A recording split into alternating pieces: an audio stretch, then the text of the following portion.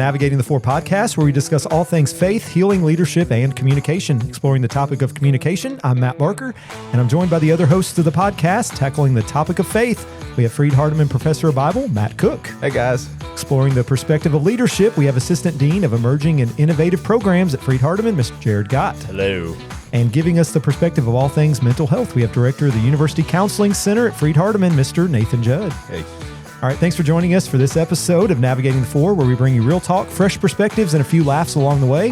Whether you're in the middle of figuring life out or just here for some good conversation, you're in the right place. So grab a seat, maybe a cup of coffee, and let's start navigating the four together. All right, welcome to Season 3, Episode 2. And today we're talking about a leadership topic, the way of the shepherd, and this will be part one of a two-part series, and we're going to hand it off to Jared Gott. Okay, so today I want to discuss this book.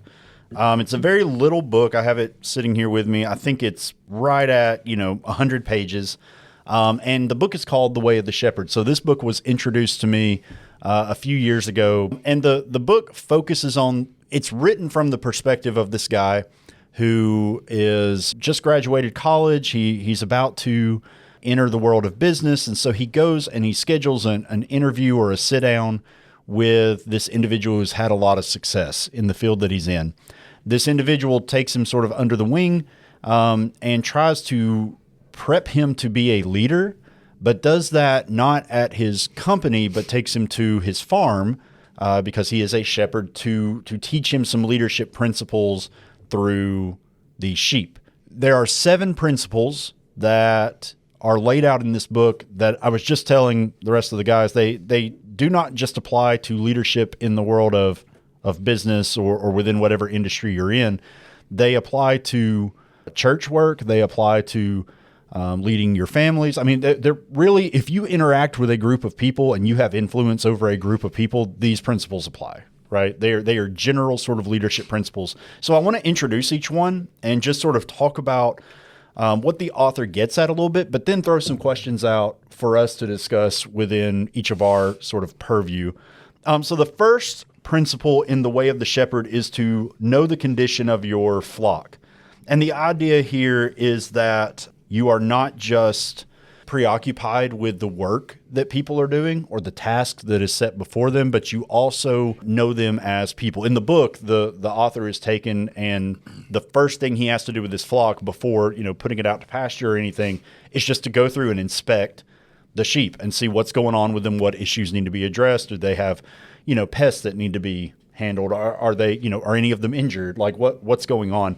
And so maybe a question for us to just start with is, why is knowing the condition of your flock, as you define it, why is that so important? What is the difference in being known versus being supervised, and why does that matter? I'm kind of thinking about when you said flock, the immediate picture I had was the whole group and like the condition of the whole group. So you said something about a pest, which is probably affecting the whole group, but yep. I'm thinking too, knowing the condition of the flock also is like individual in addition to the group, and knowing each one of the people that I'm engaging with, and knowing this person's struggling today, but this person's on a high. Or my family, we need to crack down on the budget this month because we had some extra expenses, and so that's the condition of the flock. But I think it's relevant to say, is this a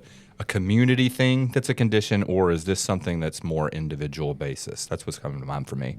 I think understanding other people's backgrounds and experiences, what leads them to make certain decisions that they do, why they work the way that they do, how they handle interactions with other people, especially like in a workplace. So understanding the condition of your flock is what got them to where they are today. Maybe what other jobs have they had and what was their experience there? What are they looking for in this particular job? Kind of having that understanding of background and experiences helps you understand a little bit more about why they do things the way they do, why they communicate with others the way they do. And this maybe even touches a little bit on the mental health side of, is there any trauma that they've been through in their life that has caused them to act a certain way, not be trusting of people, not willing to work in a group? So all those different things, I think it takes, from a leadership standpoint, knowing the condition of your flock, understanding backgrounds and experiences is definitely part of that, I think. For me, I like to be lighthearted and throw in some sarcasm. And that sort of lighthearted and sarcastic nature can be really hurtful if it pushes a button of somebody's going through something, especially if it's recent or there's a family situation or whatever. And so, and with my kids, the way I speak at church, all of it, when I know what's going on, that's when I know, okay, I don't need to joke about that. I don't need to throw in sarcasm here because they're going through stuff. And I think about, from a church context, we've had a lot of storms over the past 3 years that have impacted people in significant ways. And so speaking lightheartedly about tornadoes is just not something you need to do in McNairy County, Tennessee, unless you're somebody, I think, who's been impacted by it. And then, they've got the leverage, can joke about it because they've experienced it firsthand. But yeah, that's for me. It helps me to know when to use humor and sarcasm and when not to.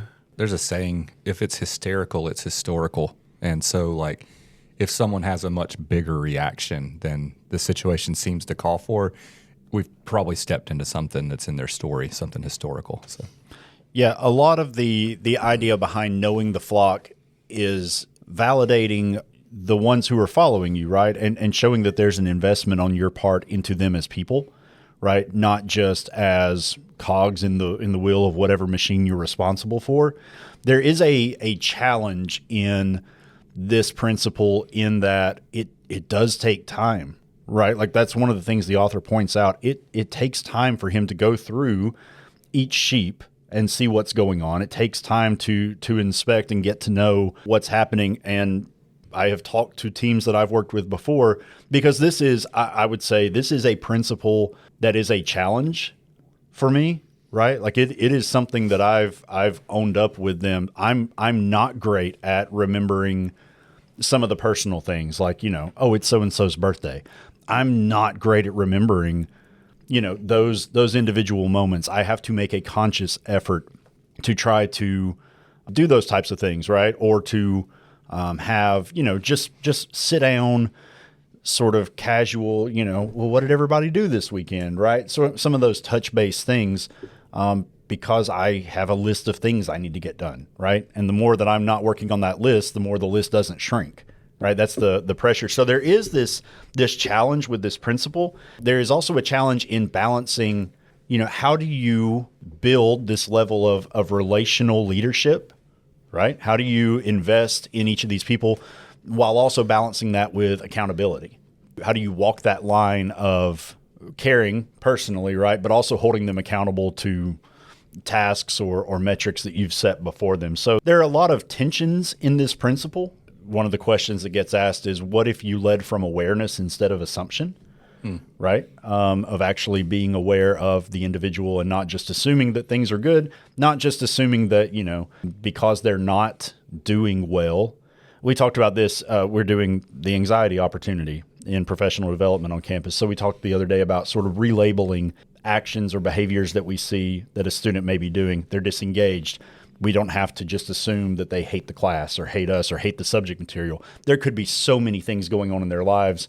They're barely hanging on and coping, right? Same with an employee, same with a family member, someone at church, right? Just because they're not engaged in that moment doesn't mean, if I'm aware of them and their situations and what's going on, I don't have to lead them from assumption that they're bad at their job or they don't care that they're checking out. So the second principle of this book is to discover the shape of the sheep. What are the challenges that you've seen in trying to lead everybody the same way? For me, I see this most clearly in my kids and their differing personalities, and specifically in leading them to faith. One of my children will, if I were to hint that this is something that I think they should do or want them to do, they would do it immediately, no questions asked, without it being their decision. The other one, if I hinted at it or kind of pushed towards it, they would probably run the opposite direction, right? And so knowing how to shepherd a person who's a people pleaser and would do it just because that I think they should do it, versus if they think I want them to do it, they're probably not going to do it. That's for my kids. Learning how to shepherd that has been an interesting experience. Yeah, and we talk a lot about, and actually was another podcast that I was on talked about the topic of temperament, and I didn't know exactly a lot of what all that entailed as far as how that differs from personality, but everybody is made a certain way. We talk about the verse in Psalm that says we're fearfully and wonderfully made by God, which means we are made different by God for a reason, and we're made up, and there's certain things about us that we really can't change. It's just the way we are. We might be more anxious than other people, and that's just the way we are. We have to sometimes figure out how to deal with that, right, in the situations we find ourselves in. But the way that we say things to one person, and the example with kids was a great one, Matt, because you could parent your kids the same way, but they're going to respond to you in different ways. And the example we talked about on the podcast was you can say, clean your room. To one, that means I need to clean my room. To the other, it means you're controlling me and you need to stop controlling me, and they'll lash out and just do the opposite, right? And that has to do with their temperament. Now, they shouldn't do that. The behavior of that is not great, but their temperament is telling them this is what I'm hearing you say, right? So from a leadership standpoint, we have all different temperaments, all different personalities, all different ways that people come to how you're communicating with them. And thinking about the shape of the sheep, part of that shape is what is their temperament, what is kind of what makes them click, what makes them who they are. And part of that is just how we're made by God, right? And so some of those things we can't inherently change. We can adapt to our environment. And, obviously if we might take things a certain way from a supervisor, we can't always lash out at that supervisor, but we might kind of, as like Matt said, a people pleaser, we're going to want to do that job right away. But someone that maybe takes things more, you're trying to control me, then they're going to take it completely different than that people pleaser. So just kind of understanding that everybody's different and trying our best to speak in a way that reaches them and not just a way that we think we would respond, right? Looking at it from another perspective is helpful, I think, in that. I've had a lot of interns working with me in addition to some of the actual employees that I have. And I'm just thinking about as a supervisor, I try to be really flexible with the people that are under me. And what that does for me with those people is I think later on can pay itself back, that they know like I'm willing to stretch for you. And so when I need to call that in, like it's because I need some help with something. So I've got some people where that's kind of how I supervise. And then I've had some interns, no employees like this, but some interns where I'm generally pretty nice. I try to say things in a nice way, try to have a long rope, but I can think of some where like I just had to very bluntly say, this is what I need you to do. This is what I've said. You're not doing what I said. This is what I need you to do. And that was really uncomfortable. That was stepping out of my comfort zone for sure. But it's just like, this person is not moving forward, and I have expectations that I need. That some people I can say, hey, would you mind doing that? But this other person, I'm like, do this. I've already told you to do this. You're not doing it. So, yeah. And we've spent time in previous seasons of this show, right? Like looking at personality testing and some different things and discovering like, there are differences even among the four of us, right? If someone were to come in and actually try to manage this podcast, right? And sit down and say, listen, I need the four of you to do this, right? I need you to be here at this time. I need you to, be prepared this way. Like, it's not going to work, right? Matt just provided us with a nice few pages of notes before our previous episode. I've got nothing, right? It's just, we all have different approaches to that. And so this point in the book actually does, I don't think you can apply it the same across all purviews that you may have, right? Like they get into from a business standpoint, right? From a leadership in a workplace, right? That hiring matters, right? If you find someone who doesn't fit the team, then you are often inheriting someone else's problems, right? You are contaminating the team as a whole, and there's a time and a place to remove or cull someone from the team that's just not going to work out. And when I say like culling someone out in a workplace, it's not because of anything they've necessarily done, right? It's just from an attitude, from an approach to the way they go about work. So they have this SHAPE acronym that I think is pretty good to think through. So S is operating out of strengths and making sure really that people are in a position that allows them to exercise their strengths.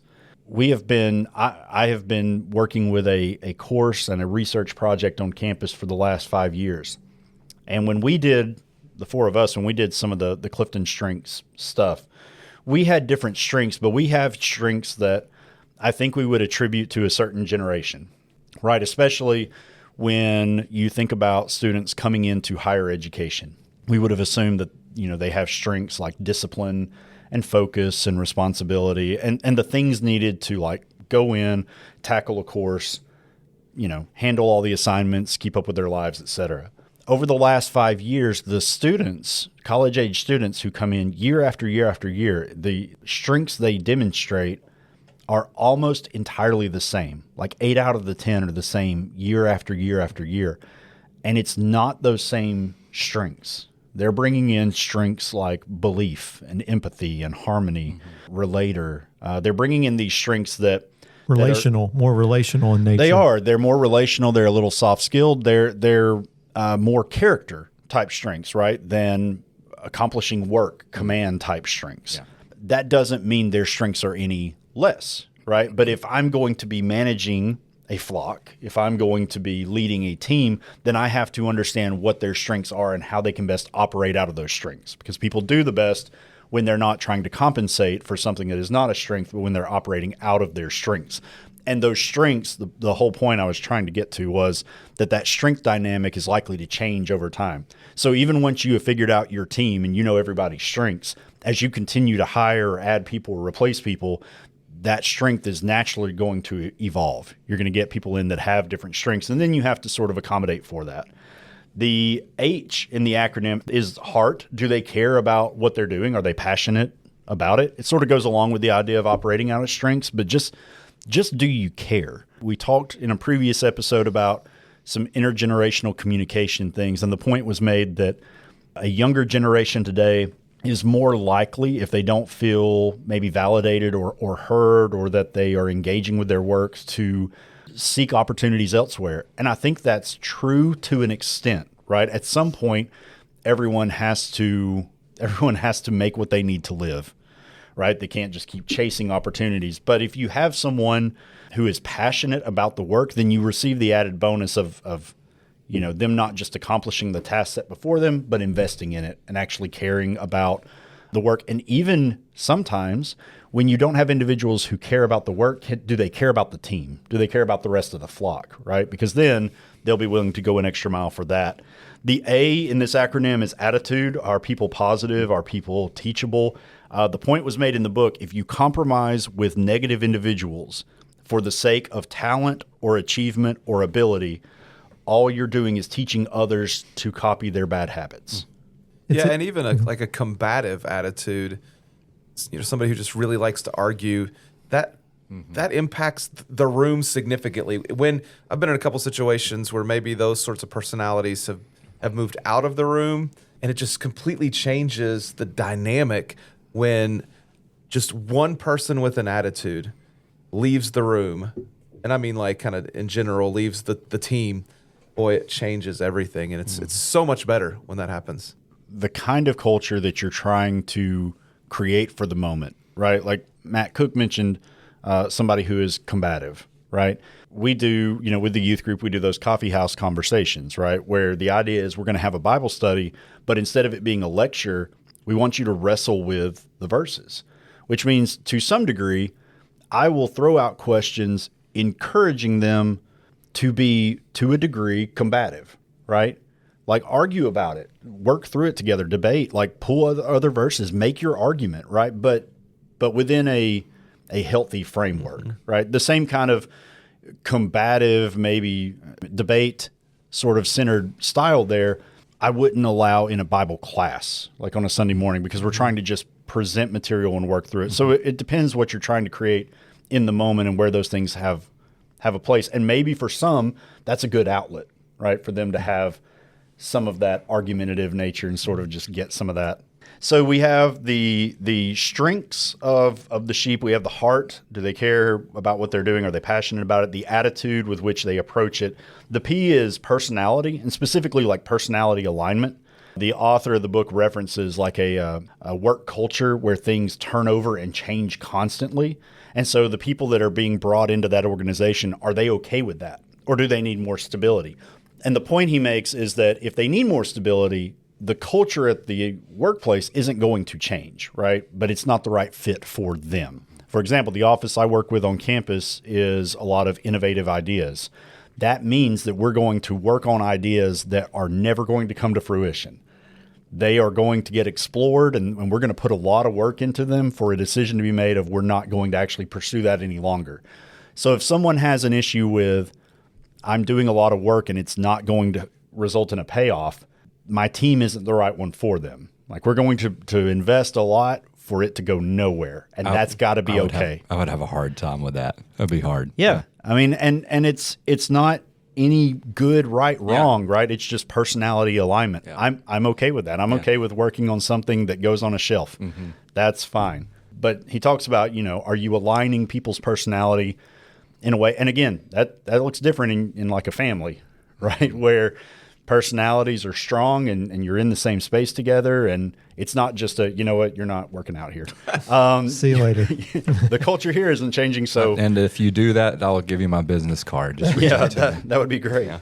And then the E in this is experiences, and a reminder that people are a product of their life experiences. And so when we're thinking about the shape of the flock, that there are things beyond what we can control that influence the overall shape of the flock. And so maybe a discussion question, and it may not be a very long one, how do we keep our biases from sort of wrecking the production of the whole, right? If I say, well, I want people who only align with my strengths, my personality, my attitude, that may not be the best thing for the team. For example, I need individuals who want to engage with people on a daily basis, right? They just want to have ongoing conversations. I don't. At times I want to recluse into my office, shut the door, turn the light off, get some work done.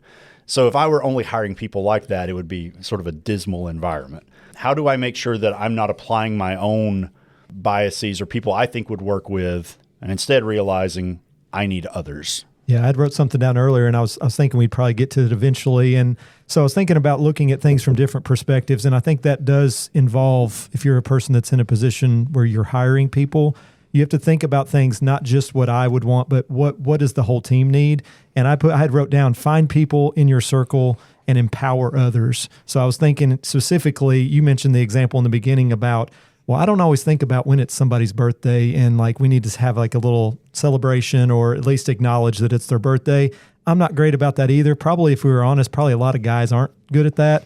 But our wives are. They're really good about thinking about things like that. So it could be hiring someone that's more relational, that is good about thinking about that. Maybe it's someone that's in a position where maybe they're in human resources or something that is really good at thinking about a lot of those relational things and empowering them to take ownership of something. If it's something you're not good at, empower someone else to say, hey, this is something I struggle with. You're really good at thinking about other people's, their needs. Not that it should be a cop-out for the boss. They should try their best to acknowledge that as well. But having someone that kind of keeps them in check a little bit, I think is important to make sure that everybody, even those that, there might be people exactly like the boss that really don't care about the birthdays either. But then there's also the other half of the business that's like, I really care about people saying happy birthday to me, right? And that might be something that keeps them happy and in a happy workplace by having people just acknowledge some of those relational things. So I had wrote down, find people to put in your circle and empowering them to take ownership of certain things. I think that's important with considering the shape of your flock. I'm thinking about, where did we as a culture lose track that differences are good? I mean, right. We are such in a culture where I may say, here's how I view it, and somebody else gets so offended that I view it differently than they do. And that goes every which way. But I think all of the differences need to hear and learn from the other sides of everything. I think if I'm fully on one side of something and everything I say comes from that perspective, I'm probably not looking at everything the right way. I think we need to realize that differing opinions are going to offer counterpoints that I need to hear and things that I can grow from and make me better. So I welcome the differences. I just think we need to do it respectfully. Yeah, and I think this applies to a church setting when we acknowledge that the church is designed to be diverse. It is a body with different parts. And so as a leader, if I can learn to see all of those differences, this is actually, the shape originated with Rick Warren and Purpose-Driven Church or Life, whichever one. And it was spiritual gifts, heart, abilities, personality, and experience. And I think sometimes in churches, leaders fail to explore and really understand people's shapes. Instead, they pigeonhole talents. And this is what it looks like in our context. For men, it's, well, if you're a Christian man, then you got to get up in front of people and lead in some way like that. If you're a woman, you need to be teaching a Bible class, or, this is going to sound terrible, but cooking a casserole for this event that we're having. And we don't sometimes leave room for the fact that there are men who don't want to be on stage talking, and they're not gifted in that way, and that's okay. Like, and then there are women who like would rather stab their eyes out than teach a kids class, and that's okay. When leaders can find the shape of the sheep in their flock, that's when they can equip them to do real, meaningful work, or in the church's case, ministry that doesn't just occur inside the walls of a church building, but it equips people and empowers people to serve through their entire lives. All right. So the third and last point for this episode is the idea of helping your sheep identify with you. And so in the book, the author talks about visiting this flock and having to take the little like ear gun thing and like tag the sheep, right? And make sure that all the flock is accounted for. And so he kind of protests to the shepherd and is like, yeah, but this is really going to hurt these sheep, right? When I do it, like that's going to be painful. And the shepherd explains to him like, yeah, it will be, but there is a benefit in them being tagged with my brand and knowing which are mine. If they're lost, right, they'll be returned. If I can't account for them all, I'll go find them, right? There is a benefit to them bearing this mark, even though it's going to cause some momentary pain. And so the lesson that he talks about there is this idea of, as a leader, sort of how do we put our brand or our mark on a team? And ultimately, that puts a lot of pressure and responsibility on the shepherd or the leader, right? Because the mark that they will wear are the values that you instill within yourself. I'm really curious where this is going. I still can't. I don't imagine how does a leader mark somebody. So I really am genuinely interested, like I'm where this is going. Struggling with it a little bit too. Now I can think of things where it's like, this is my team and we're on the same page, but it's more like we've talked. Pierce my ears, the song that's coming to mind. I mean, that's kind of it, right? I mean, it's not any type of obviously like physical mark brand anything, right? It's not any of that. But let's say tattoos in the UCC. Let's say that within my team somebody comes in, right, and my expectation is, as a team, we are committed to providing excellent customer service, right? And so, okay, well, Nathan, you've gone 2 days without responding to this email from a student or a parent, right? And I come to you and say, hey, you can't let that happen again. Gotcha, yeah. Right? Yeah. My expectation for this team is that we get back reasonably, within the next day, kind of a thing.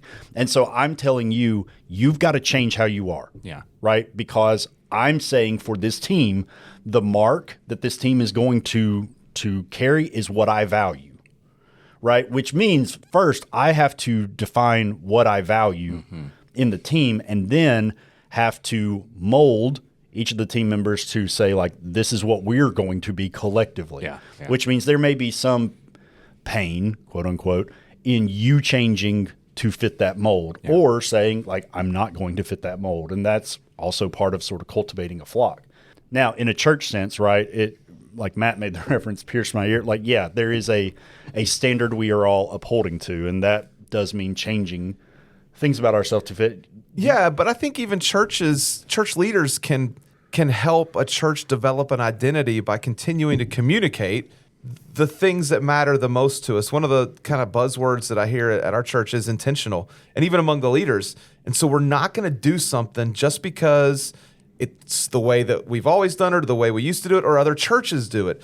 We're going to choose to do it because this is what's best for our church. And so I think if you can keep saying, hey, we're going to be intentional, then when something comes up that it's like, that's not intentional, we're just doing that, because it gives people the ability to say, wait a second, Why are we doing this? Does this meet our goals? And so part of the point in this chapter isn't just that like leaders get to decide how everyone is, they put that mark on them and they have to follow. It gets into the idea of, do you have positional authority or do you have earned trust? Yeah. Right? Because sometimes people come in and they believe they have authority just because of the title or the position they're in. So they say, well, now my mark on everything, and everyone rejects it, right? Oh, because, man, why? Why change for the sake of change type thing? Yeah. And there's no reason or trust or transparency in that versus somebody who explains, is transparent, communicates why we're doing this, the value behind it, and then tries to, get everyone to adapt and get on board. Yeah. In addition to that, I think I'm tracking with you. I've said, like, I'm not a big stickler for time. Like, that's not my concern. I realize there's a university thing that is bigger than me, but, like, I don't care. But when we have a student who is scheduled for an appointment, like, be there on time. Like, that is so important. The principle being that we want the students to know we care about them and are going to be there for them. So being the bigger principle that you're talking about, and here's where my heart is in this. Yes. Yeah. Yeah. And what I was kind of hearing from what all y'all were saying is it takes a little bit of both, right? We have to have a mission or some values with wherever we're at, whether it's at church, whether it's in a business or organization. There's some non-negotiables. Like there's certain things we have to do, right? If it's business, if it's customer service, we have to do that, right? And these are things that are expected of you, regardless of your personality, regardless of what you prefer to do. You have to do these things. This is something that is expected of you. And I think ultimately people respect that in a leader. These are some things that we need to do as a business to have success, right? But you also have to think about things from a relational standpoint as well, right? These are some things we have to do. These might be some ways you can go about doing that, knowing full well we have to get these things done. How you go about doing that might look a little different, but as long as you're adhering to these standards, these core values, this mission that we have as an organization, I think that could be done different ways as long as that goal is getting accomplished. So I think maybe it's a little bit of both in that. Yep. Okay, so if you are new to leadership or you're in a leadership role, 3 sort of just principles that, think on after this episode. The idea of discovering the shape of your sheep, the idea of knowing the condition of your flock, so knowing a little bit about, what's going on in their lives, thinking of them more than just the task they're there to accomplish, knowing the shape, knowing, why they're there, what their heart is all about in that work. Are they aligned with their personality, their strengths, their expectations? And then help your sheep identify with you, know the values that you're wanting to instill, know the goals that you are setting and trying to lead them to, and then help everyone get on board. We'll pick up with the other 4 in a future episode. Awesome. Good episode. All right. Thanks for joining us today on Navigating the 4. We hope today's conversation sparks something real in your faith, your healing, your leadership, or your communication. If you enjoyed the episode, be sure to follow us, subscribe, and share it with a friend, and leave us a review. Until next time, keep showing up, keep growing, and keep navigating the 4. We'll see you next time on Navigating the 4 podcast.